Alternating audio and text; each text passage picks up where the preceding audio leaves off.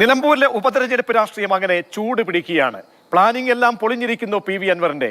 എന്താണ് B plan എന്ന ചോദ്യത്തിന് വ്യക്തമായി മറുപടിയില്ല. പക്ഷേ UDFന്റെ സ്ഥാനാർത്ഥിയായ ആര്യാടൻ ഷൗക്കത്തിനെതിരെ ഗുരുതരമായ ആരോപണങ്ങൾ ഉന്നയിച്ചുകൊണ്ടേയിരിക്കുകയാണ് PV അൻവർ.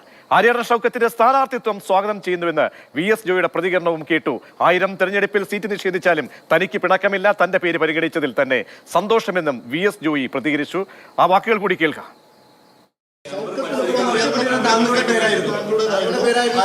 താങ്കൾക്കൊപ്പം അവസാനം വരെ കൂടെ നിന്ന് വിശ്വസിക്കുന്നുണ്ടോ?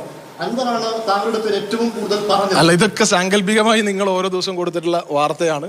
ഷൗക്കത്തിനൊപ്പം എൻ്റെ പേര് പാർട്ടി പരിഗണിച്ചു എന്ന് നിങ്ങൾ പറയുന്നു. അത് തന്നെ വലിയ അംഗീകാരമാണ്. എന്നെ പോലെ ഒരു സാധാരണ പ്രവർത്തകന് ലഭിക്കാവുന്ന ഏറ്റവും വലിയൊരു അംഗീകാരമാണ്. നിലമ്പൂർ പോലെ ഒരു നിയമസഭ ഉപതെരഞ്ഞെടുപ്പിൽ എൻ്റെ പേര് പാർട്ടി പരിഗണിച്ചതിൽ തന്നെ ഞാൻ സംതൃപ്തനാണ്. അതൊക്കെ അദ്ദേഹം മാറ്റി പറഞ്ഞിട്ടുണ്ട്.